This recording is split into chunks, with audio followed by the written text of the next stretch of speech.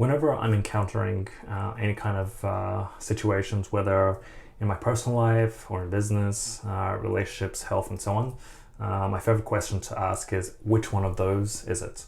And part of the beauty of this question is that it tries to classify whatever that situation is into a type, into a bucket.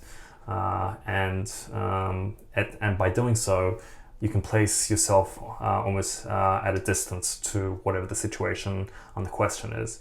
And the other thing generally is that there's really nothing new under the sun. So, whether you've gone fired, whether you're breaking up, whether, someone's stealing from the business, I mean, all these are situations that many other people have dealt with, and they've all dealt with in their own way.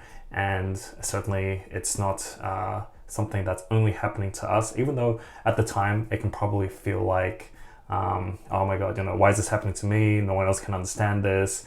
And that's why, for me, this question is very useful in such situations. It's because when you keep in mind that a lot of other people have gone through the exact same things, it helps to gain some distance from that situation and to look at it in a different light. And there are many different ways that you can use this sort of idea of classification. So just as how people identify, different birds by their location, their behavior, and different characteristics, different traits, you can do the same thing with people. So and this helps a lot when you do, with people, you have different personality types. You can use Myers-Briggs or whatever personality assessment that you prefer, and consider some commonalities, some common personality traits, and observe those things. And I find that to be very useful in the sense that if I'm having a dialogue inside of my head about, oh my God, was this person thinking of me? What's the, do I look like an idiot? Do I look smart? All this internal dialogue can be shifted to to be more sort of curious and more learning focused, so that you can think, I wonder how they reached this conclusion. I wonder what led them to have this particular perspective. I wonder what's influenced them. They seem to be, X, Y, Z, and so on and so forth. Okay, so let's go through an example. Let's say that you made an investment. Let's say you made an investment in a Chinese stock. Let's say you made it in Alibaba.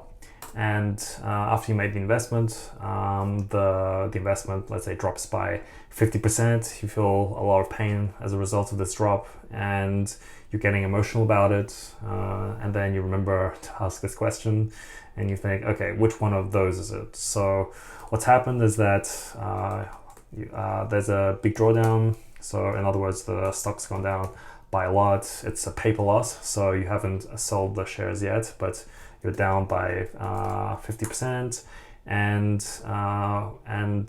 then the thing that you're thinking is, okay, so which one of those is it? It takes you slightly out of the situation, and you're thinking, what's the narrative here? The narrative is that China is no longer investable. The government is unstable. And you have no idea about how the regulatory environment is going to look, and so on and so forth. And that's the kind of narrative that's, let's say, prevailing.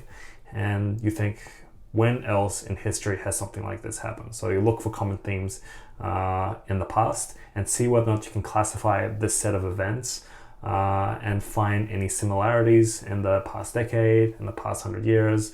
And you can look through, you can read through books, you can look for prior events, and you'll find, let's say, that Asia during the 1998 crisis had something very similar, and you say, okay, this is another one of those situations, and here's how it unfolded. And then after you classify it, and then the next step would be, okay, so what now? What next? How do I deal with this? If you're dealing with something like this for the first time, then you can use these answers to help you formulate your investment approach and to figure out how you might deal with something like this in the future. And obviously everybody's got their own way of dealing with these things. And you might decide, for example, that having a 10% drawdown for you is an indication that you are wrong and to exit immediately, while another person's approach might be that they feel that the market narrative is wrong on this, and it's only a matter of time before the market realizes that that they've overcompensated for the risks, and that with the passage of time that the market will eventually recognize the true value of it, and that you don't mind having drawdowns of 70%. So as you see, there's a lot of different ways that you can take a look at this. Another one might be just the whole category of uninvestables. For a long time, the category like internet stocks after the dot-com bubble were considered uninvestable until they became all the rage with the FANGs, with Facebook, with Amazon, well now Meta rather than Facebook, Amazon, Apple, and Microsoft, for example, and Google. So